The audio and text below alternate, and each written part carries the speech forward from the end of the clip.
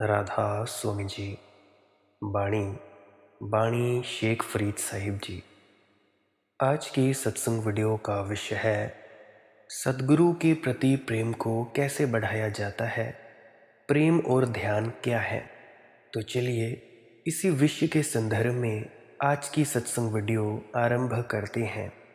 वाणी है, वोल्लै शेख फरीद प्यारे अल्ह लगे, इहतन होसी खाक निमाणी गौर करे।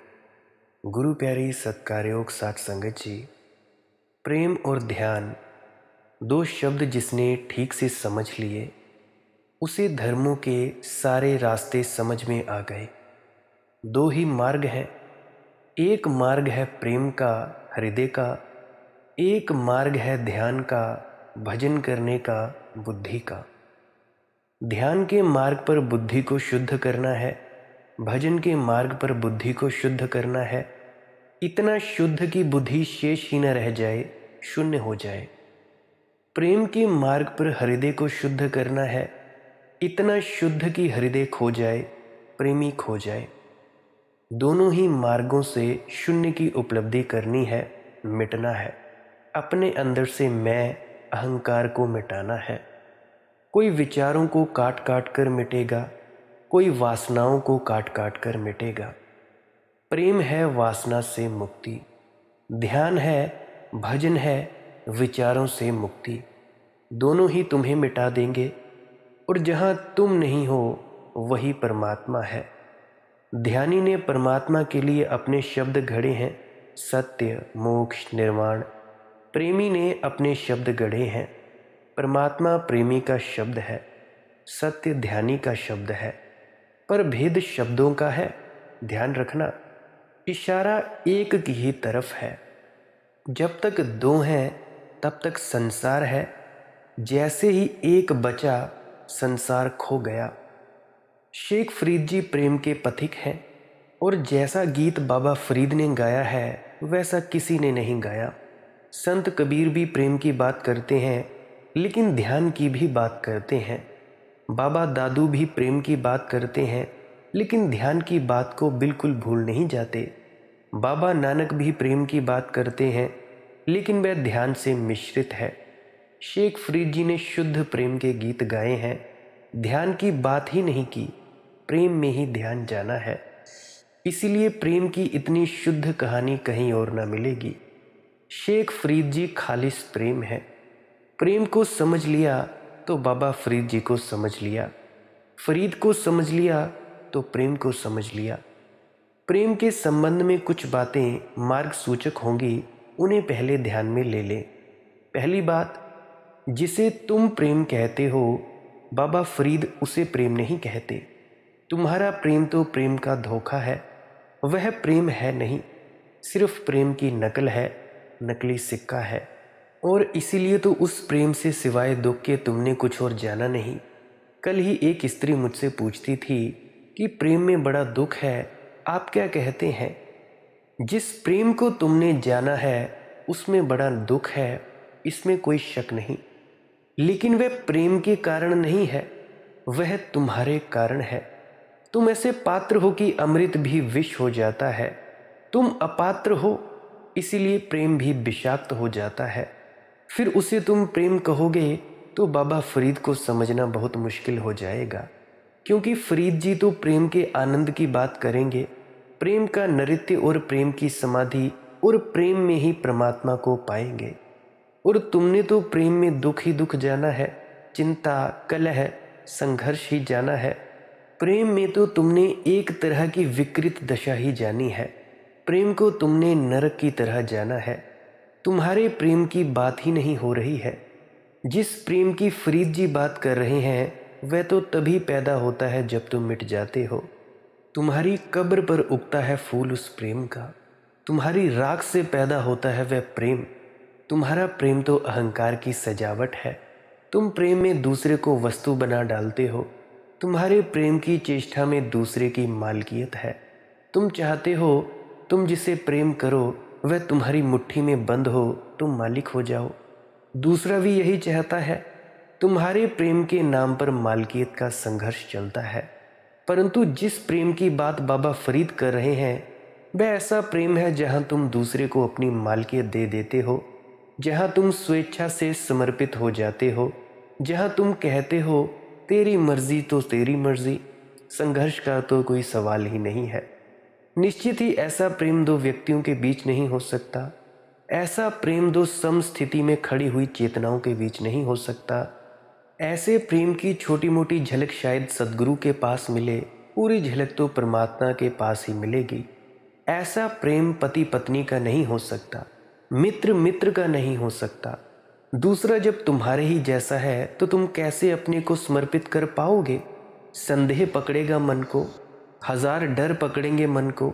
ये दूसरे पर भरोसा हो नहीं सकता कि सब छोड़ दो, कि कह सको कि तेरी मर्जी मेरी मर्जी है। इसकी मर्जी में बहुत भूल चूक दिखाई पड़ेंगी या तो भटकाव हो जाएगा। यह तो अपने हाथ से आंखें फोड़ लेना होगा। ऐसे ही अंधेरा क्या कम है, आंखें फोड़कर तो और मुश्किल हो जाएगी। यह तो अपने हाथ में जो छोटा मोटा दिया है बुद्धि का, वह भी बुझा देना हो जाएगा।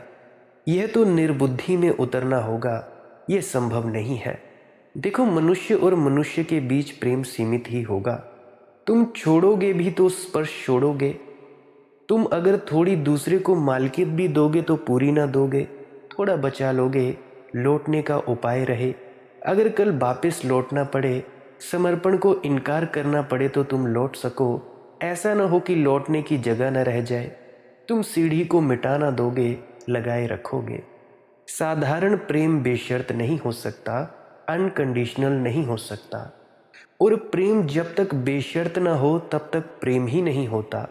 तुमसे ऊपर कोई जिसे देखकर तुम्हें आकाश के बादलों का स्मरण आए, जिसकी तरफ तुम्हें आंखें उठानी हो तो जैसे सूरज की तरफ कोई आंख उठाए, जिसके बीच और तुम्हारे बीच एक बड़ा फासला हो, एक अलंघ्य खाई हो, जिससे तुम्हें परमात्मा की थोड़ी सी प्रतीति मिले, उसको ही हमने सद्गुरु कहा है।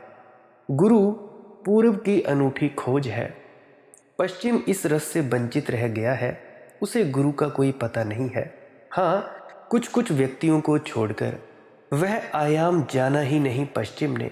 वेस्टर्नाइजेशन कल्चर ने वो आयाम जाना नहीं है। पश्चिम को दो मित्रों का पता है, शिक्षक विद्यार्थी का पता है, पति पत्नी का पता है, प्रेमी प्रेयसी का पता है। लेकिन बाबा फरीद जिसकी बात करेंगे, गुरु और शिष्य, उसका कोई पता नहीं है। गुरु और शिष्य का अर्थ है कोई ऐसा व्यक्ति जिसके भीतर से तुम्हें परमात्मा की झलक मिली, जिसके भीतर तुमने आकाश देखा, जिसकी खिड़की से तुमने विराट में झांका। उसकी खिड़की छोटी ही हो, खिड़की के बड़े होने की भी कोई ज़रूरत नहीं है, लेकिन खिड़की से जो झांका वह आकाश था। तब समर्पण हो सकता है, तब तुम पूरा अपने को छोड़ सकते हो। धर्म की तलाश मूलतः गुरु की तलाश है, क्योंकि और तुम धर्म को कहाँ देख पाओगे? और तो तुम जहाँ देखोगे, जहाँ जाओगे, अपने ही जैसा व्यक्ति पाओगे। तो अगर तुम्हारे जीवन में कभी कोई ऐसा व्यक्ति आ जाए जिसको देखकर तुम्हें अपने से ऊपर आंखें उठानी पड़ती हों, जिसे देखकर तुम्हें दूर के सपने, आकांक्षा, अभीप्सा भर जाती हो, जिसे देखकर तुम्हें दूर आकाश का बुलावा मिलता हो, निमंत्रण मिलता हो, और इसकी कोई फिक्र मत करना कि दुनिया उसके संबंध में क्या कहती है, ये सवाल नहीं है। तुम्हें अगर उस खिड़की से कुछ दर्शन हुआ हो तो ऐसे व्यक्ति के पास समर्पण की कला सीख लेना। उसके पास तुम्हें पहले पाठ मिलेंगे, प्राथमिक पाठ मिलेंगे अपने को छोड़ने के। वे ही पाठ परमात्मा के पास काम आएंगे। गुरु आखिरी नहीं है, सद्गुरु तो मार्ग है। अंततः तो गुरु हट जाएगा, खिड़की भी हट जाएगी, आकाश ही रह जाएगा। जो खिड़की आग्रह करे हटे ना, वह तो आकाश और तुम्हारे बीच बाधा हो जाएगी। वह तो सेतु न होगी, विघ्न हो जाएगा। जिस प्रेम की बाबा फरीद जी बात कर रहे हैं, उसकी झलक तुम्हें कभी गुरु के पास मिलेगी। तो मुझसे पूछोगे कि हम कैसे पहचाने गुरु को? मैं तुमसे कहूँगा, जहाँ तुम्हें ऐसी झलक मिल जाए, उसके अतिरिक्त और कोई कसौटी नहीं है। गुरु की परिभाषा ये है कि जहाँ तुम्हें विराट की थोड़ी सी झलक मिल जाए, परमात्मा की थोड़ी सी झलक मिल जाए, जिस बूंद में तुम्हें सागर का थोड़ा सा स्वाद मिल जाए, जिस बीज में तुम्हें संभावनाओं के फूल खिलते हुए दिखाई पड़े। फिर ध्यान मत देना कि दुनिया क्या कहती है, क्योंकि दुनिया का कोई सवाल नहीं है। जहां तुम खड़े हो वहां से हो सकता है किसी खिड़की से आकाश दिखाई पड़ता हो, जहां दूसरे खड़े हों वहां से उस खिड़की के द्वारा आकाश दिखाई ना पड़ता हो। ये भी हो सकता है कि तुम्हारे ही बगल में खड़ा हुआ व्यक्ति खिड़की की तरफ पीठ करके खड़ा हो और उसे आकाश ना दिखाई पड़े। ये भी हो सकता है कि किन्हीं क्षणों में तुम्हें आकाश दिखाई पड़े और किन्हीं क्षणों में तुम्हें ही आकाश ना दिखाई पड़े। क्योंकि जब तुम ऊंचाई पर होगे और तुम्हारी आंख निर्मल होगी तो ही आकाश दिखाई पड़ेगा। जब तुम्हारी आंखें धूमिल होंगी, आंसुओं से भरी होंगी, पीड़ा दुख से दबी होंगी, तब खिड़की भी क्या करे। अगर आंखें ही धूमिल हों तो खिड़की आकाश न दिखा सकेगी। खिड़की खुली रहेगी, तुम्हारे लिए बंद हो जाएगी। तुम्हें भी आकाश तभी दिखाई पड़ेगा जब आंखें खुली हों और भीतर होश हो, जागृत अवस्था हो। आंख भी खुली हो और भीतर बेहोशी हो तो भी खिड़की व्यर्थ हो जाएगी। तो ध्यान रखना, जिसको तुमने सद्गुरु जाना है वह तुम्हें भी 24 घंटे सद्गुरु नहीं मालूम होगा। कभी कभी किन्हीं ऊंचाइयों के क्षणों में, किन्हीं गहराइयों के मौक़ों पर कभी तुम्हारी आंख, तुम्हारे बोध और खिड़की का तालमेल हो जाएगा और आकाश की झलक आएगी। पर वही झलक रूपांतरकारी है। तुम उस झलक पर भरोसा रखना, तुम अपनी ऊंचाई पर भरोसा रखना। अगर ठीक से समझो तो सद्गुरु पर भरोसा अपनी ही जीवन दशा की ऊंचाई में हुई अनुभूतियों पर भरोसा है। संदेह अपनी ही जीवन दशा की निचाइयों पर भरोसा है। श्रद्धा अपनी ही प्रतीति की ऊंचाइयों पर भरोसा है। और तुम्हारे भीतर दोनों है। तुम कभी इतने नीचे हो जाते हो जैसे पत्थर, बिल्कुल बंद, कहीं कोई रंध्र भी नहीं रह जाती कि तुम्हें अपने से पार की कोई झलक मिले। कभी तुम खुल जाते हो जैसे खिलता हुआ फूल और तुम्हारे पंखुड़ियों पर सूरज नाचता है और तुम्हारे पराग से आकाश का मेल होता है। लेकिन जहाँ तुम्हें झलक मिल जाए वहाँ से सीख लेना परमात्मा के पाठ, क्योंकि प्रेम की पहली खबर वहीं होगी, वहाँ तुम झुक सकोगे। जहाँ तुम झुक सको वहीं धर्म की शुरुआत है। लोग कहते हैं मंदिर में जाओ और झुको, और मैं तुमसे कहता हूँ जहाँ तुम्हें झुकना हो जाए वहीं समझ लेना मंदिर है। जिसके पास झुकना सहजता से हो जाए, ज़रा भी प्रयास न करना पड़े, झुकना आनंद पूर्ण हो जाए, लड़ना न पड़े भीतर, वहाँ तुम्हें प्रेम की पहली खबर मिलेगी। वहाँ तुम्हें पहली बार पता चलेगा कि प्रेम दान है, वस्तुओं का नहीं, धन का नहीं, अपना स्वयं का दान है। प्रेम मांग नहीं है। ध्यान रखना, जहाँ मांग है वहाँ प्रेम धोखा है, फिर वहाँ कलह है। अगर सद्गुरु से भी तुम्हारी कोई मांग हो कि समाधि मिले, परमात्मा मिले, आत्मज्ञान मिले, अगर ऐसी कोई मांग हो तो तुम वहाँ भी सौदा कर रहे हो, वहाँ भी व्यवसाय जारी है। प्रेम की तुम्हें समझ ना आई।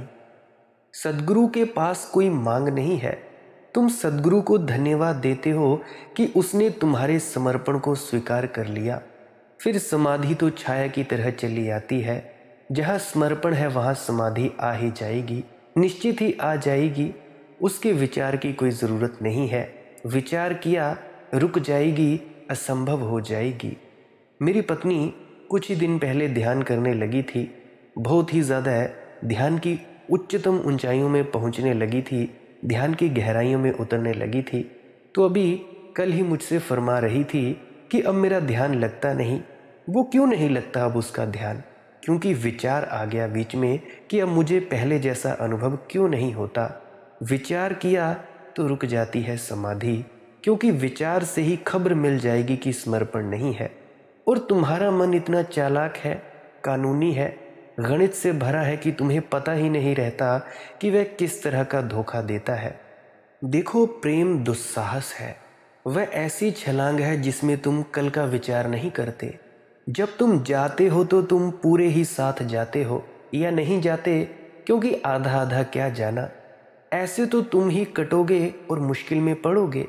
जैसे आधा शरीर तुम्हारा मेरे साथ चला गया और आधा शरीर घर रह गया तो तुम ही कष्ट पाओगे। मेरा इसमें कोई हर्ज नहीं है, लेकिन तुम ही दुविधा में रहोगे।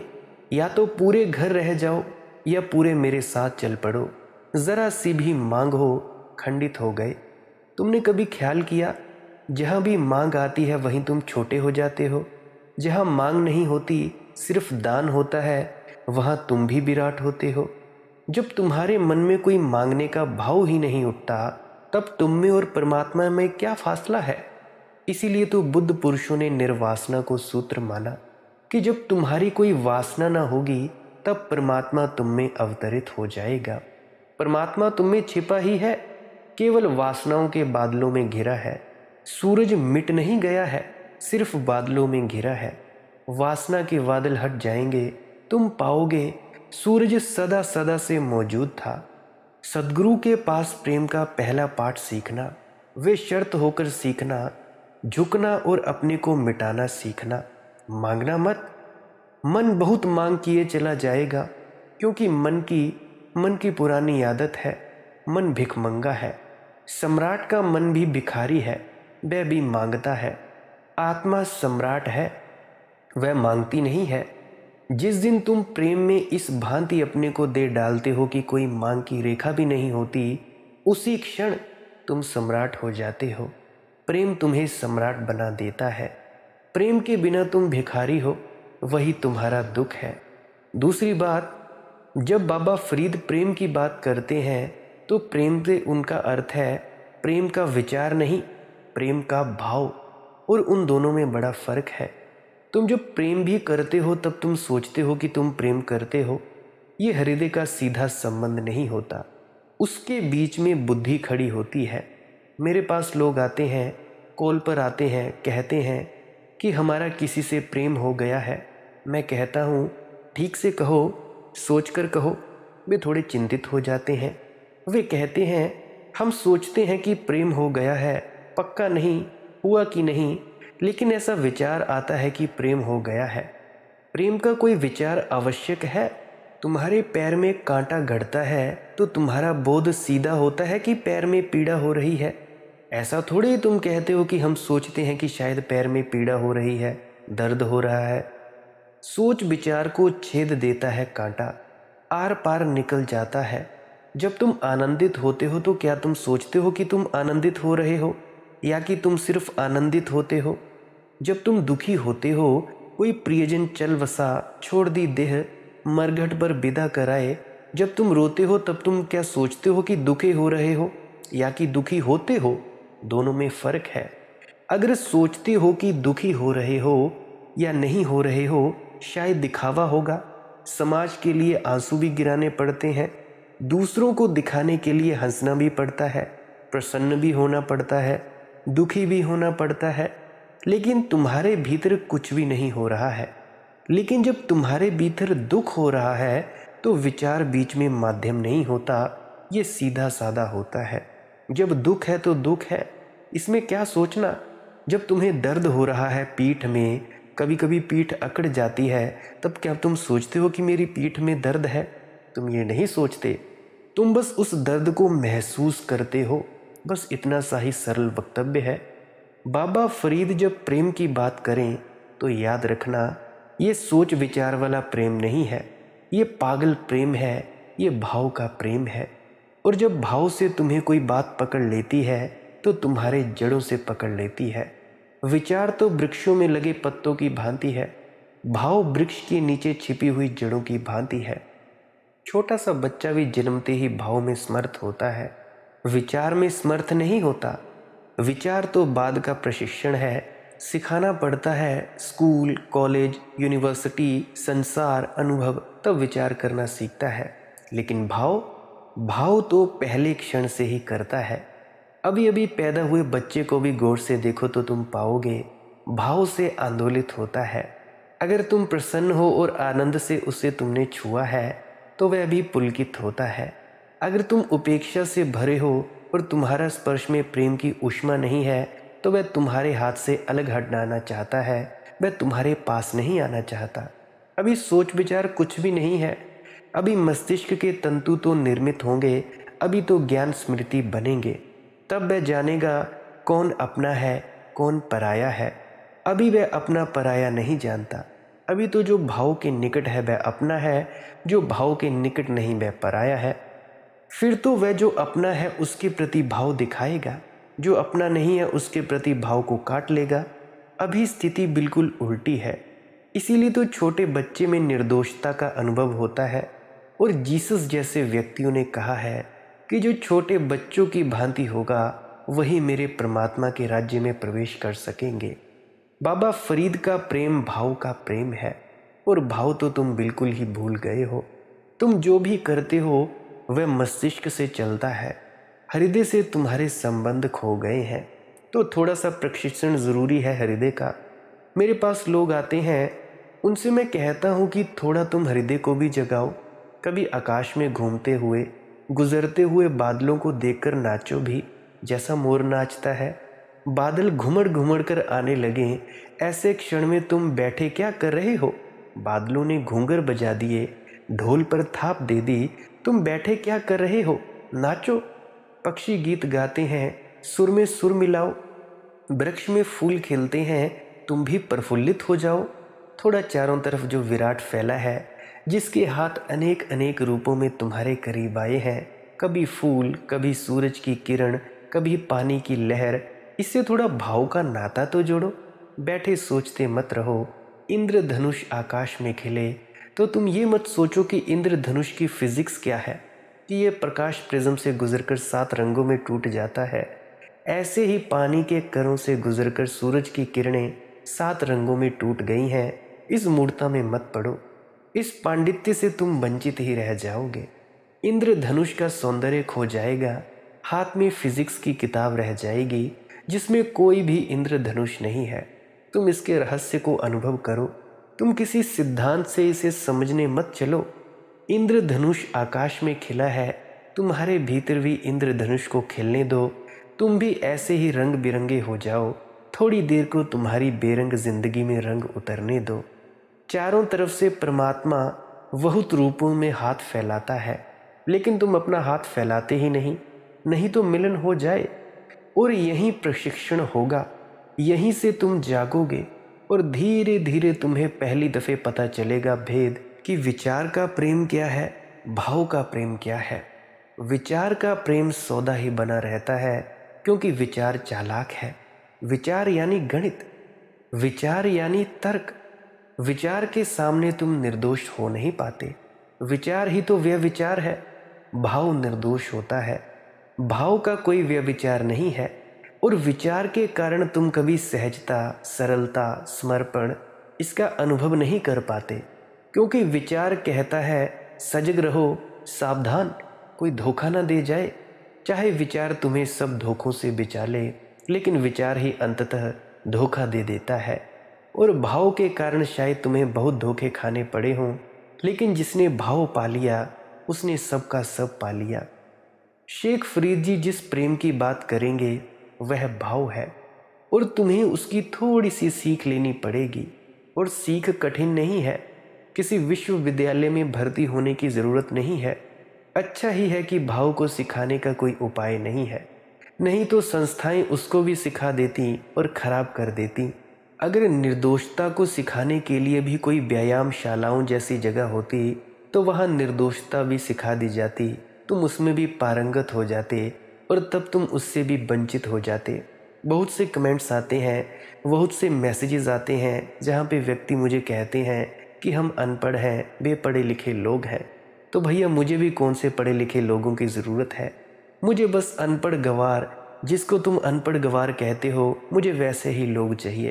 क्योंकि उन लोगों को कुछ समझाया जा सकता है, कुछ सिखाया जा सकता है, भाव उनमें बहुत होता है। और वही व्यक्ति जिनको तुम अनपढ़, गंवार और बेपढ़े लिखे लोग कहते हो, वही व्यक्ति सबसे तेज़, सबसे पहले परमात्मा की सचखंड में उपलब्ध हो पाएंगे।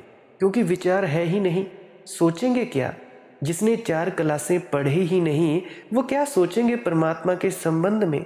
वो सीधा सीधा परमात्मा को ही उपलब्ध हो जाएंगे। वो क्या सोचेंगे सदगुरु के संबंध में? क्या है, कैसा है, हिंदू है, मुसलमान है, सिख है, ईसाई है, वह सीधा सीधा सदगुरु के पास जाएगा। सदगुरु जो बताएगा वह सीधा सीधा कर लेगा, और साथ में ही जैसे जैसे करता जाएगा उसे अनुभव मिलते जाएंगे, वो उस अमृत को पीता जाएगा। और अंत में अंत में सचखंड में पहुंच जाएगा। यही व्यक्ति हैं जो सबसे पहले पहुंचते हैं। पढ़े लिखे लोगों को समझाना बड़ा ही ज़्यादा मुश्किल है। हाँ, भावपूर्ण लोगों को समझाना सबसे ज़्यादा आसान बात है मेरे लिए। भाव को कोई सिखाने का कोई उपाय नहीं है, सिर्फ थोड़ा बुद्धि को शिथिल करने की बात है। भाव सदा से मौजूद है, तुम लेकर आए हो, जन्म के साथ लेकर आए हो। भाव तुम्हारी आत्मा है। अब बाबा फरीद जी के इन वचनों को समझने की कोशिश करें। बोले शेख फरीद प्यारे अल्लाह लगे। शेख फरीद कहते हैं, मेरे प्यारो अल्लाह से जोड़ लो अपनी प्रीति। बोले शेख फरीद प्यारे अल्लाह लगे। ऐसा ही इसका अनुवाद सदा से किया गया है कि फरीद कहते हैं, मेरे प्यारो अल्लाह से जोड़ लो अपनी प्रीति। लेकिन मुझे लगता है शाब्दिक रूप से तो अर्थ ठीक है, लेकिन फरीद का गहरा इशारा चूक गए हैं। मैं इसके अनुवाद में थोड़ा फ़र्क करना चाहता हूँ। बोले शेख फरीद प्यारे अल्लाह लगे कि शेख फरीद जी कहते हैं, प्यारो अल्लाह से लग जाओ। अल्लाह से लग जाना, उसी को मैं कह रहा था भाव का प्रशिक्षण। अल्लाह से अगर तुमने प्रेम करने की कोशिश की तो तुम वही प्रेम करोगे जो तुम अब तक करते रहे हो। तुम्हारी भी मजबूरी है, तुम नया प्रेम कहाँ से लाओगे? तुम अल्लाह से भी प्रेम करोगे तो वही प्रेम करोगे जो अब तक करते रहे हो। भक्त वही तो करते हैं, अनेकों अनेक भक्त वही करते हैं। कोई राम की मूर्ति सजाकर बैठा है, कोई लड्डू गोपाल की, तो उसने राम की मूर्ति ऐसे सजा ली है जैसे कि कोई प्रेयसी अपने पति को सजाती है। हीरे जवाहरात लगा दिए हैं, सोने चांदी का सामान जुटा दिया है, भोग लगा देते हैं, बिस्तर पर सुला देते हैं, उठा देते हैं। मंदिर के पट बंद हो जाते हैं, खुल जाते हैं। अगर लड्डू गोपाल को गर्मी लगती है एसी चालू कर देते हैं, ठंड लगती है तो ब्लोअर चालू कर देते हैं, हीटर चालू कर देते हैं।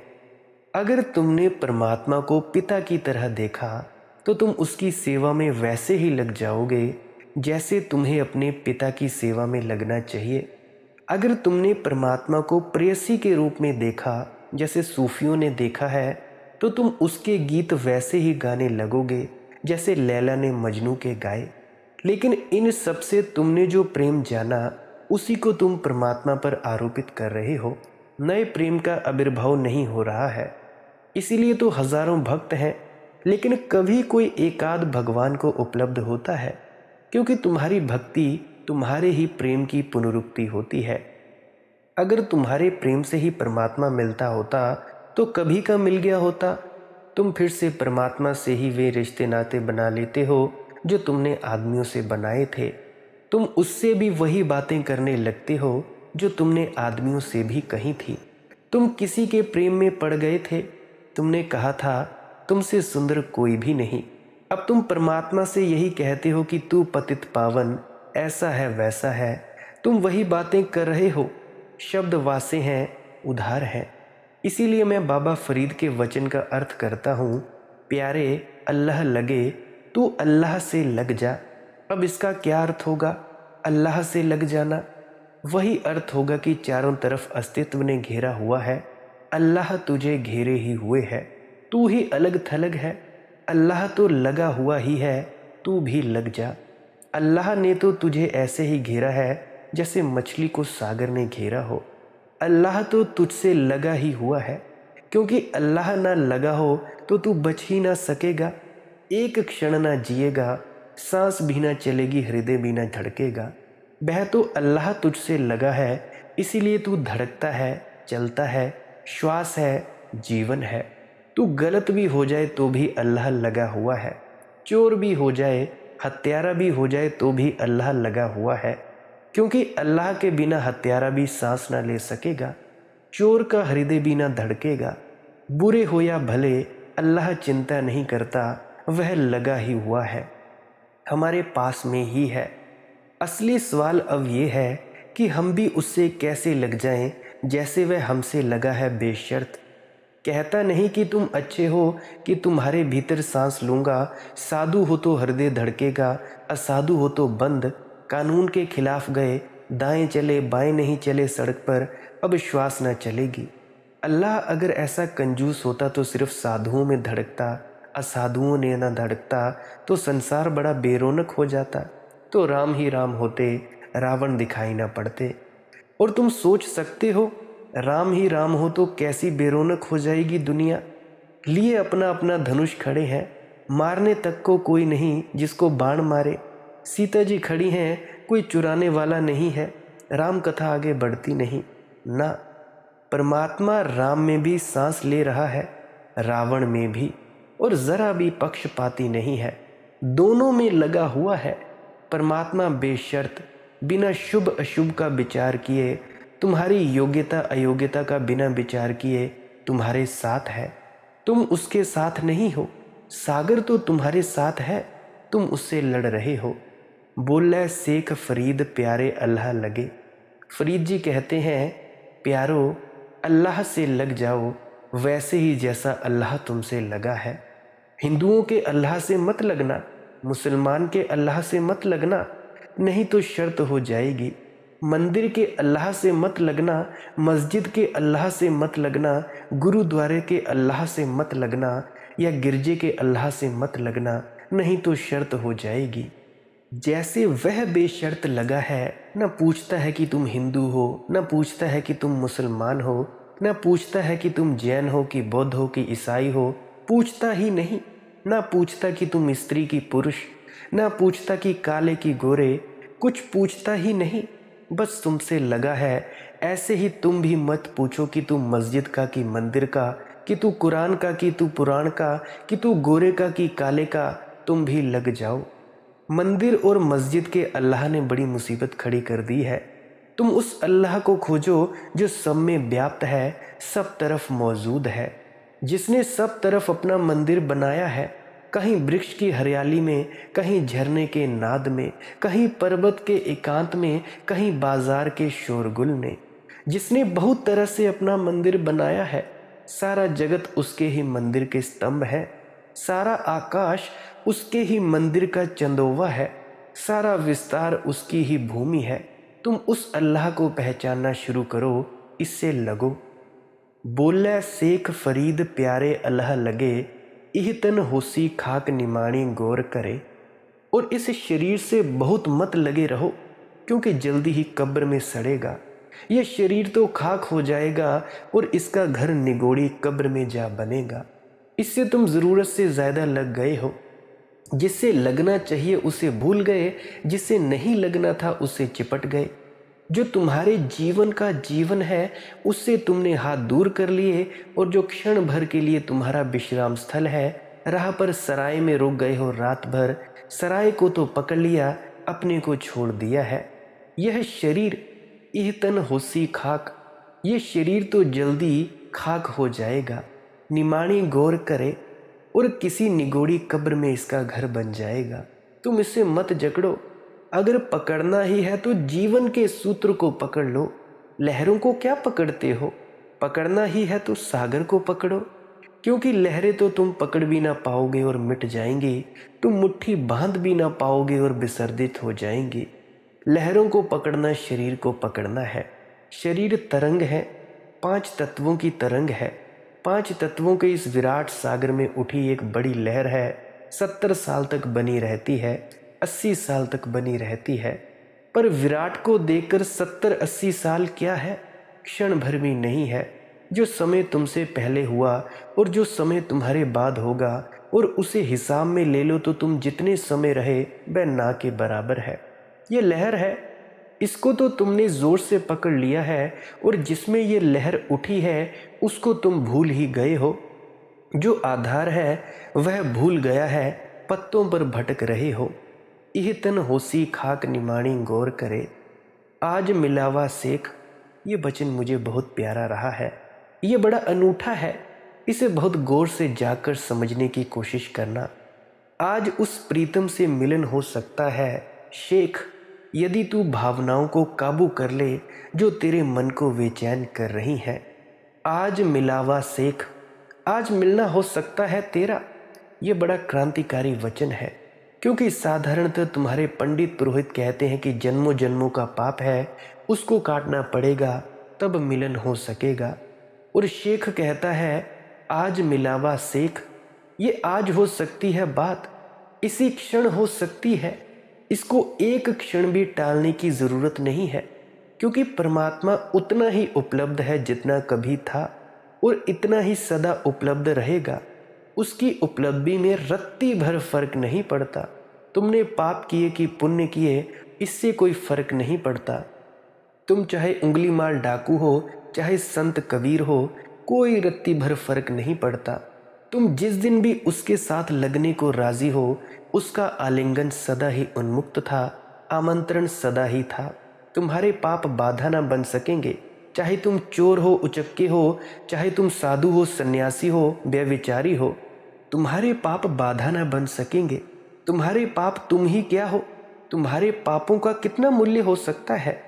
लहर ही मिट जाती है तो लहर का इठलाना कितना टिक सकता है। तुम्हारे पाप तुम ही क्या हो, तुम्हारे पापों का कितना मूल्य हो सकता है। लहर ही मिट जाती है तो लहर का इठलाना कितना टिक सकता है। इसे थोड़ा हम समझें। यह भी मनुष्य का अहंकार है कि मैंने बहुत पाप किए हैं। ये तुम्हें अड़चन लगेगी समझने में। तुम कहोगे ये कैसा अहंकार भैया, लेकिन इससे भी ऐसा लगता है कि इतना मैं कुछ हूं, और इससे ऐसा भी लगता है कि जब तक मैं इन पापों को ना काट दूंगा तब तक परमात्मा ना मिलेगा। जैसे परमात्मा का मिलना मेरे किसी कृत्य पर निर्भर है। इसीलिए कर्म का सिद्धांत अहंकारियों को खूब जमा, खूब जंचा। अहंकारियों के अहंकार को पुष्टि मिली कि हमने ही कर्म किए थे, इसीलिए हम भटक रहे हैं। हम ही कर्म जब ठीक करेंगे तो पहुंच जाएंगे, लेकिन मैं छिपा है भीतर। यही फर्क है भक्तों का। भक्त कहते हैं पहुंचेंगे उसके प्रसाद से, तुम्हारे प्रयास से नहीं पहुंचोगे। तुम्हारा प्रयास ही तो अटक रहा है। ये ख्याल कि मेरे करने से कुछ होगा, यही तो तुम्हें भटका रहा है। कर्म नहीं भटका रहे हैं, कर्ता का भाव भटका रहा है। असली पाप कर्मों में नहीं है, कर्ता के भाव में है। इसलिए कृष्ण ने अर्जुन से गीता में कहा, तू कर्ता का भाव छोड़ दे। तू ये मत सोच कि मैं करने वाला हूं, तू निमित्त मात्र हो जा, फिर तुझे कुछ भी कर्म ना छुएगा। कर्म तू कर, पर ऐसा कर जैसे वही तुझसे करवा रहा है, तू बीच में नहीं है। तू बांस की खाली पोंगरी हो जा, उसको ही गाने दे गीत। वह गाए तो ठीक, ना गाए तो ठीक। तू बीच में नाहक चेष्टा मत कर। तू अपने को बीच में मत ला, अपने को बीच में खड़ा मत कर। शेख फरीद जी कहते हैं आज ही हो सकता है मिलन। ये बड़े हिम्मत के फकीरों ने ऐसी बात कही है। तुम्हारा मन तो खुद भी डरेगा, ये कैसे हो सकता है आज। वस्तुतः सच्चाई यह है कि तुम आज चाहते भी नहीं। तुम चाहते हो कि कोई समझाए कि कल हो सकता है, आज नहीं, क्योंकि आज और दूसरे काम करते हैं, 1000 व्यवसाय पूरे करने हैं। आज ही हो सकता है मिलन, ये ज़रा जल्दी हो जाएगी। इसमें तो पोस्टपोन करने का, स्थगित करने का उपाय न रहेगा। आज मैं ज़रा पिज़्ज़ा खा लूँ, ये तो ना हो पाएगा। आज तो मैं परमात्मा से ना मिल पाऊँगा। परमात्मा को कहो कि कोई अपॉइंटमेंट फिक्स करें मेरे साथ, ये आज नहीं तो कल आए। तो मैं तुमसे कहता हूँ कर्म का सिद्धांत अहंकारियों को खूब जचा, और अहंकारियों को ये बात भी खूब जची कि जब तक हम कर्मों को ना बदल दें, बुरे को शुभ से मिटा ना देंगे, काले को सफ़ेद से पोत ना देंगे, अशुभ को शुभ में ढांक ना देंगे, जब तक तराजू बराबर संतुलन में ना आ जाएगा, शुभ और अशुभ बराबर ना हो जाएंगे, तब तक छुटकारा नहीं हो सकता। इसका अर्थ हुआ कि मैंने ही पाप किए, मुझे ही पुण्य करने होंगे, मेरे ही कारण घटना घटेगी, परमात्मा के प्रसाद से नहीं, उसके अनुग्रह से नहीं। और इसमें बड़ी सुविधा है कि जन्मों जन्मों के कर्म है, वे आज तो कट नहीं जाएंगे, जन्म जन्म लगेंगे। स्वभावतः जितने दिन मिटाया है उतने दिन बनाना पड़ेगा, जितने दिन बिगाड़ा है उतने दिन सुधारना पड़ेगा। कितनी ही जल्दी करो तो भी जन्मों जन्म लग जाएंगे। इससे बड़ी सुविधा है, इससे आज कोई झंझट नहीं है। आज दुकान करो मज़े से, चोरी करो मज़े से, और धर्म कल। आज तुम जैसे चलते हो चलते रहो, कोई उपाय ही नहीं है। कल परिवर्तन होगा, कल होगा रूपांतरण।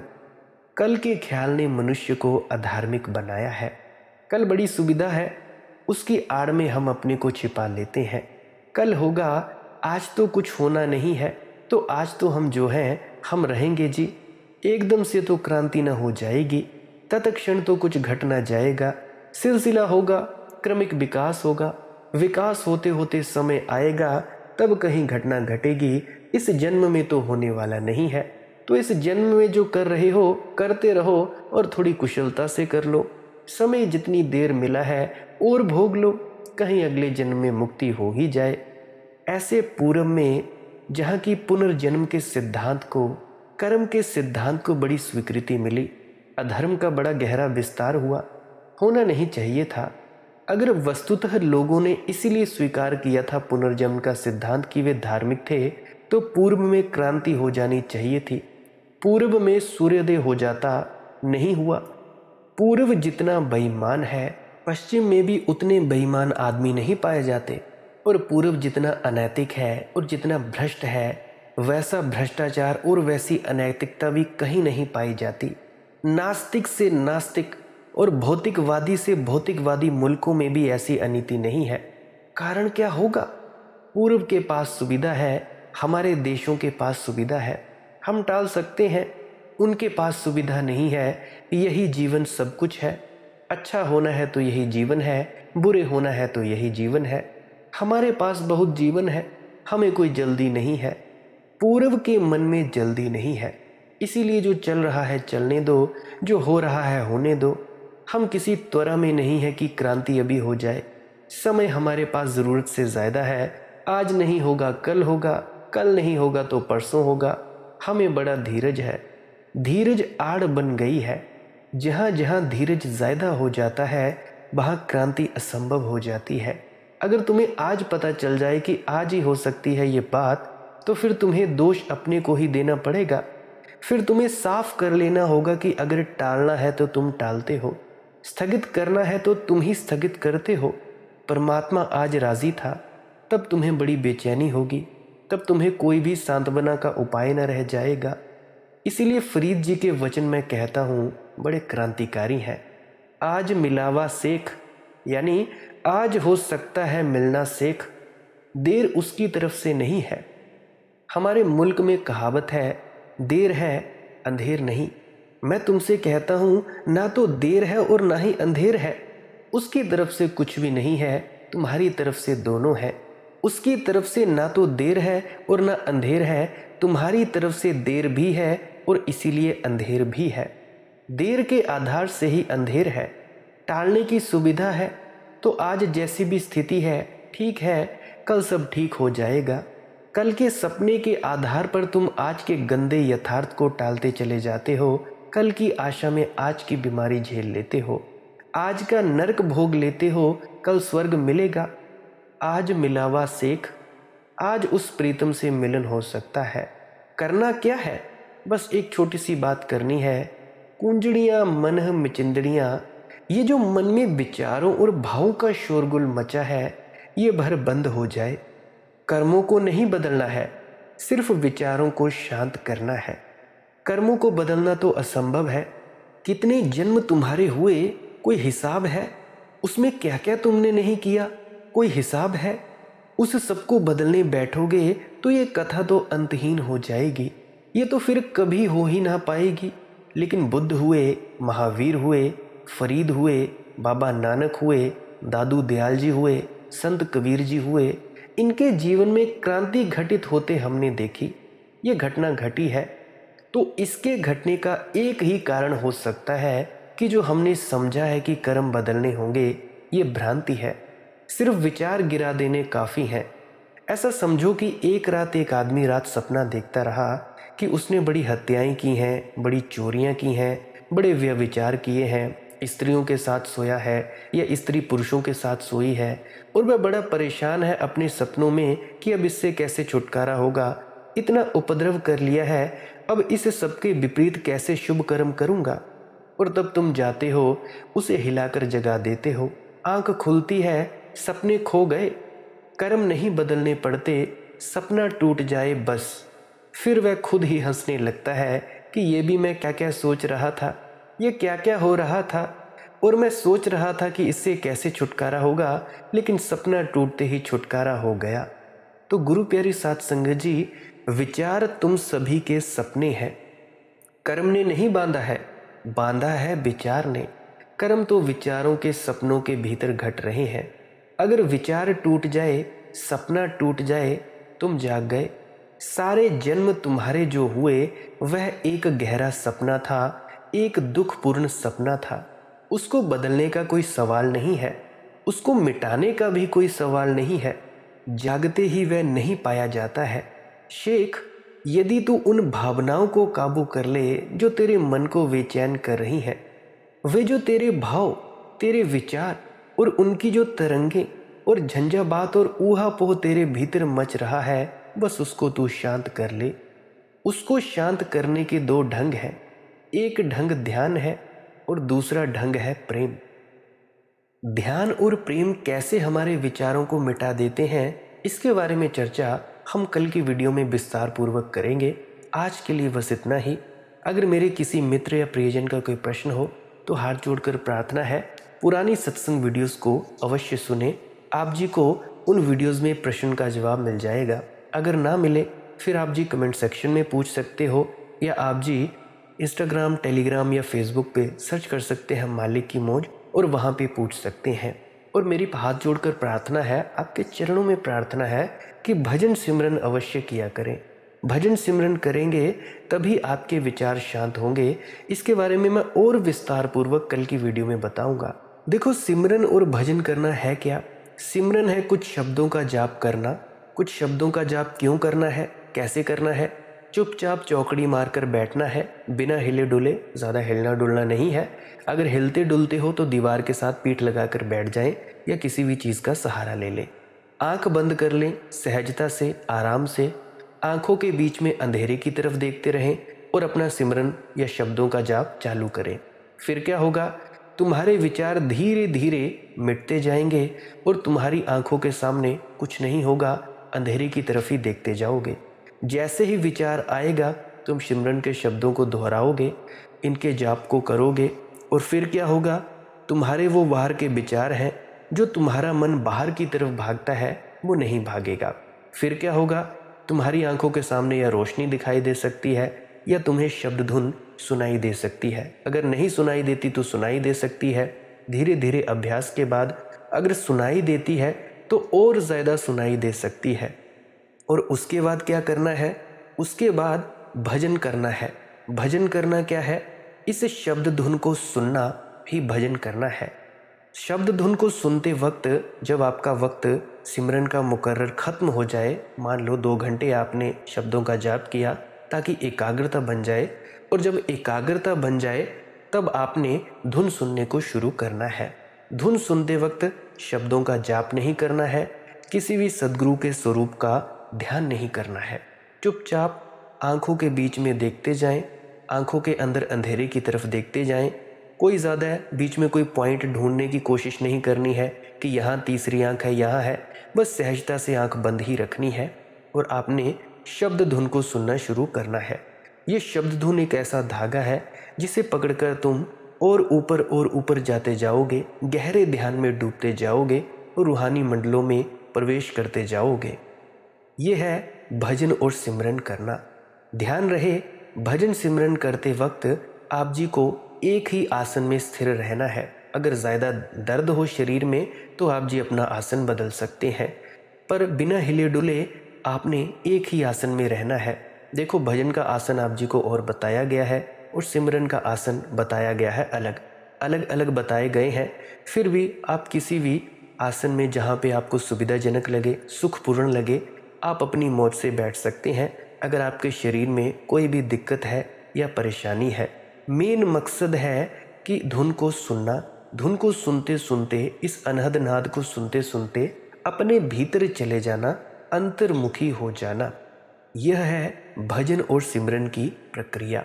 और जिन्होंने नामदान नहीं लिया है वह चुपचाप बैठे रहें, और आप प्रयास कर सकते हैं किसी भी आसन में बैठने का, ताकि जब भी आप नामदान लेने जाएंगे और आपको नामदान मिलेगा तो आपको बैठने में सुविधा होगी। गुरु प्यारी साध संगत जी, अगर आप जी को इस वीडियो से कुछ भी सीखने को मिला है तो आप जी इस वीडियो को लाइक ज़रूर करें। अगर नहीं मिला है सीखने को तो डिसलाइक ज़रूर करें। सब्सक्राइब कर सकते हैं इस चैनल को अगर रोज़ाना नए नए सत्संग सुनना चाहते हो। वक्त रहता है सत्संग का सुबह 6 बजे से लेकर 6:30 बजे तक। अगर कभी इस वक्त में सत्संग ना डले तो आप जी शाम के 6 बजे तक इंतज़ार कर सकते हैं। अगर फिर भी ना डले तो पुरानी वीडियोस को सुनिएगा। एक एक वीडियोस को विस्तार से, गहराई से, एकांत मन होकर सुनिएगा। एक बार समझ ना आए 5-5 बार, 10-10 बार सुनिएगा, क्या पता आप जी को समझ में आ जाए। और अगर कभी किसी दिन वीडियो ना डले उसके लिए क्षमा प्रार्थी हूँ। मुझे आशा है आप जी मुझे माफ़ करेंगे। आप मुझे इतने अंत तक सुनते हो, इतनी देर से सुन रहे हो, इतना प्रेम प्यार देते हो। इस प्रेम प्यार देने के लिए आपका बहुत बहुत शुक्रिया। आपका मैं बहुत बहुत अनुग्रहित हूँ। अंत में आपके भीतर बैठे परमात्मा को प्रणाम करता हूँ। मेरा प्रणाम स्वीकार करें। राधा स्वामी जी।